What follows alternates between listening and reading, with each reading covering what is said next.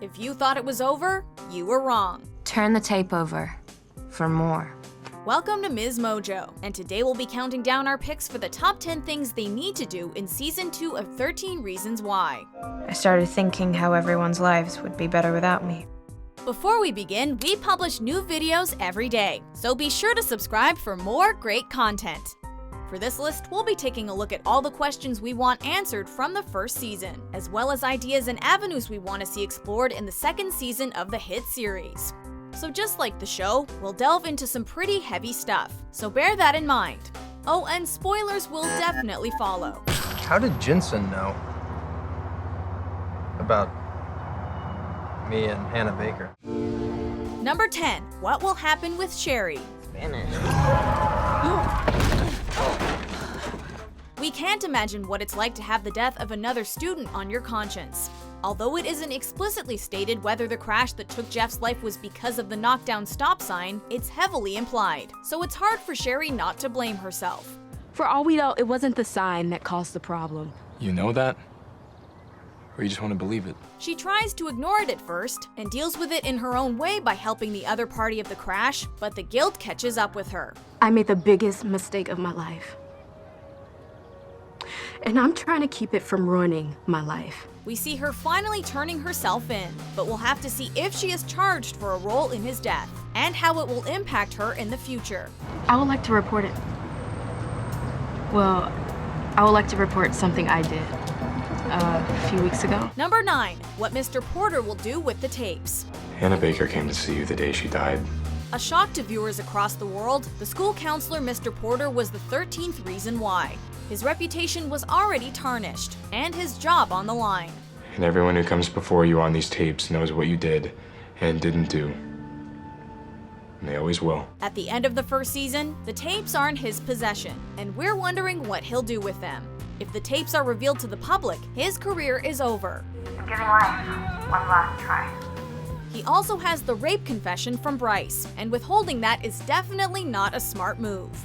Either way, on top of what happens to Alex at the end, it's safe to say he's no longer going to be the school counselor. Alex Standall shot himself in the head last night. He's in critical condition at Mercy. Number 8. Explore Hannah and Tony's backstory. It's hard to listen. Of course it is. It's tapes from a dead girl. Tony's been a Yoda-like figure, guiding Clay in his attempt to finish the tapes. Tony also has the second set of tapes, but why?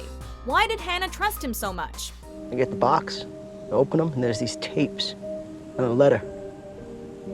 It says, please take care of these. Listen, and you'll know how. We only get small glimpses into their relationship, so it's hard to gauge how close they really were. We hope we see more of their backstory in the following season and come to understand Tony's role in all of this. Was he just someone who was friendly to Hannah as they passed each other at school, or was there something deeper going on? You were there. You saw her. Number 7. The outcome of the lawsuit. Mom, I promise I'll tell you everything. Not yet. The subplot of the series was the Baker parents preparing to make a case against the school, holding them responsible for the death of their daughter. The Baker's lawyer got a judge to fast-track the case. The school offered a settlement, but the Bakers turned it down today.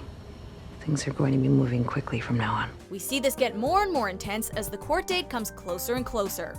There's no doubt we'll see the trial in the second season, and we can't wait for the outcome of it. Will the school be held accountable? Now that Tyler has told the lawyers about the tapes, as well as the Bakers having the tapes in their possession, how will that affect the case? There are tapes. Hannah recorded tapes. She talked about what happened to her. Number 6. Where Justin went. You act like you're above it all. But you're in deeper than anybody, it seems like. Justin can't stay at home with his neglectful mother and her abusive boyfriend anymore, and he's cut ties with Bryce, his best friend who had let him crash at his place. So now he has nowhere to stay. But who's gonna believe a dead girl, right?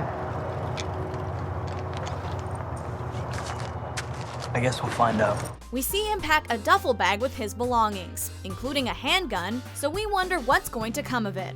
We've seen enough guns in the first season without one going off on screen, so it's bound to happen in the second season. Whether it's from Justin or someone else, we'll have to wait and see. So I'll see you around?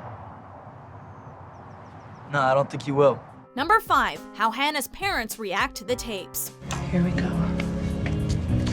We'll never begin to comprehend the pain the Bakers must have endured following their only child's death. I can only imagine your grief. You can't imagine the first thing about my life right now. It's heartbreaking watching them struggle to come to terms with what happened to Hannah, with no clear reason why.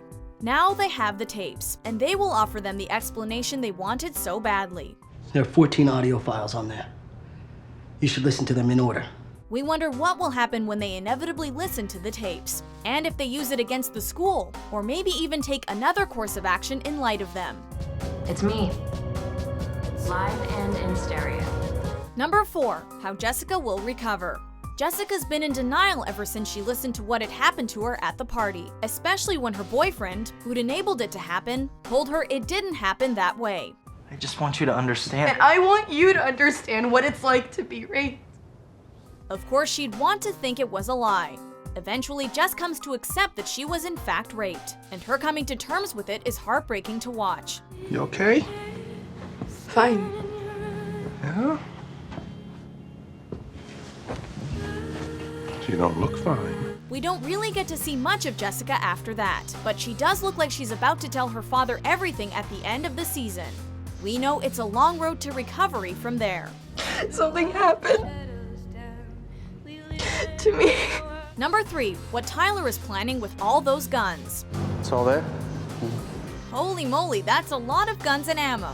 The whole season we see Tyler being pushed around and scolded at for what he did. You should be blaming the kids that make this school a terrible place. You should be blaming the kids that make other kids want to kill themselves. Every time he tries to get a word in, he's shut down almost immediately. Has he been pushed to his limit? A school shooting would be horrific to witness, and we hope he gets the help and support he needs before he feels compelled to take drastic actions. We also see him looking at pictures of students who've wronged him in one way or another, which makes us think they're going to be his targets for something. Number 2, what happened to Alex? Room's looking good, kid. Thank you, sir. One of the biggest shocks of the season came when the principal tells Mr. Porter that Alex has shot himself. It's unclear whether or not he survives, and it makes us wonder how it could have been avoided. It's all the shit with the tapes, isn't it? If all that just went away, you'd be fine. We see Alex struggle with depression the further the show moves along, but his state is overshadowed by everything else happening in the series. Alex was one of the only ones to accept responsibility for what had happened to Hannah, and it looks like it may have been too much to handle. Before we unveil our top pick, here are a few honorable mentions. Listen, I was wondering if you wanted to, like, hang out sometime? Okay. Go get her. Go get her and do what? It's a dance, right? Maybe dance with her? She thought you were a friend, and you sent one more asshole in her direction just to cover the fact that you're gay.